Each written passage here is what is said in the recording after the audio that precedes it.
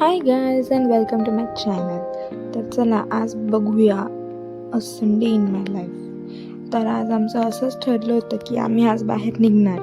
तर खूप दिवसांपासून पप्पांना पण सुट्ट्या नव्हत्या भेटत. तर आज आमचं फायनली ठरलं की आम्ही बाहेर निघणार आहे. गाईज ही माझी मम्मी आणि इथे आमचं झालं होतं फायनल की आज आम्ही निघणार आहे. गाईज माझ्या भावाला भेटा गाईज.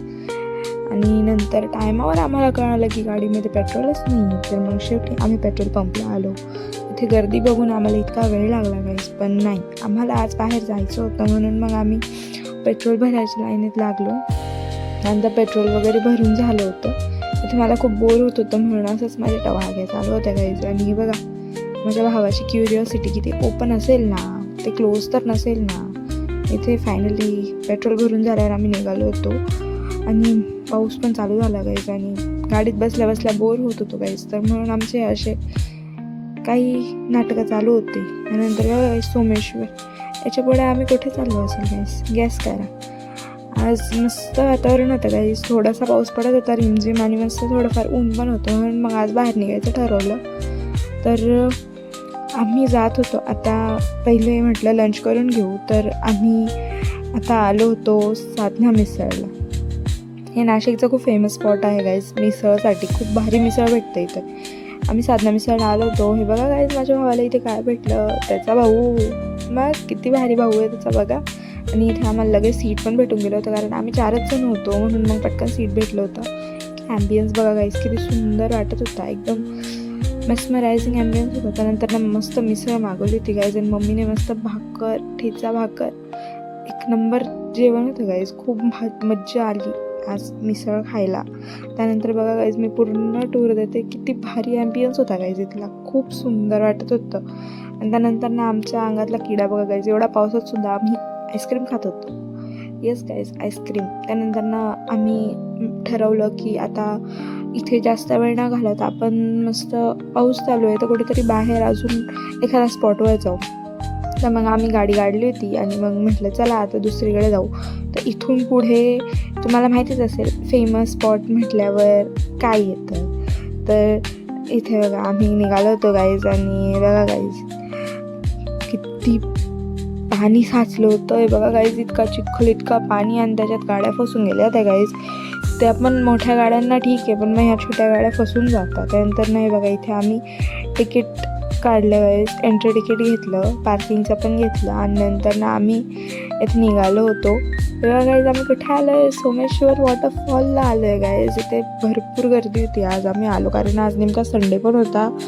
तर इथे खूप गर्दी होती.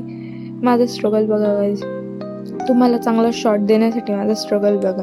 असं काही नाही आहे गाईज, मला पण बघायचं होतं पण ठीक आहे गाईज, माझा पण हा स्ट्रगलच आहे. मी तुम्हाला शॉट देण्यासाठी बघा गाईज किती सुंदर वॉटरफॉल आहे. मागे 2-3 दिवसापूर्वी खूप पाऊस होत होता तेव्हा याच्यापेक्षा जास्त डेंजर वाहत होता गाईज हा वॉटरफॉल. पण तरी म्हटलं त्यावेळेस नाही येता like taking care of our self. तर मग आज आलो. इथे बघा गाईज किती मस्त बुट्टे भेटत होते गरम गरम.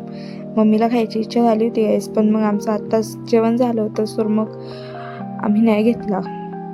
शेवटी बघून आम्ही निघालो होतो गाईज. इथे बघा किती चिखल आणि पाणी झालं आहे, सगळीकडे चिखल पाणी झालं होतं गाईज. लोक नीट ठेवत नाही गाईज अशा जागेवर नीट.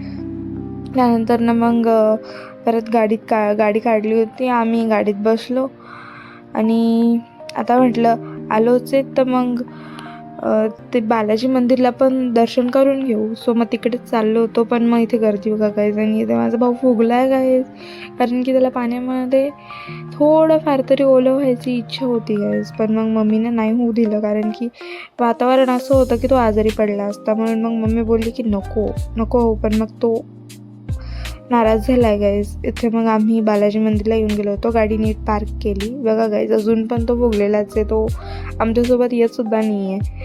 इथे आलो होतो गाईज आम्ही. हे मंदिर खूप सुंदर आहे गाईज. तुम्ही इथे आला नसाल तर एकदा नक्की व्हिजिट करा जर तुम्ही नाशिकला राहत असाल तर. इथे चप्पल वगैरे काढून आम्ही मध्ये जात होतो आता मध्ये कॅमेरा अलाउड नसल्यामुळे मी जास्त शूट नाही केलं. नंतर मग मंदिरातून निघालो होतो आणि इथे बघा आम्ही पेरू घेतले होते, कारण खूप भारी भारी पेरू दिसत होते गाईज. तर मग मम्मीची इच्छा झाली, तर मम्मीने मस्त 2 किलो पेरू घेतले गाईज आणि आम्ही गाडीतच स्टार्ट केला खायला, कारण मम्मीने मस्त मीठ आणि तिखट मीठ लावून आणलं होतं मस्त पेरू. मला तिखटच लागून गेला गाईज, पण मग खूप भारी पेरू होता, आंबट गोड मस्त होता. मग नंतर नाही इथे मम्मी काहीतरी मला विचारत होती, सो मी तिच्याशीच बोलत होती इथे. आणि त्यानंतर ना गाईज आम्ही घरी जायला निघालो गाईज, कारण की गाईज हा व्लॉग आवडला असेल तर लाईक सबस्क्राईब नक्की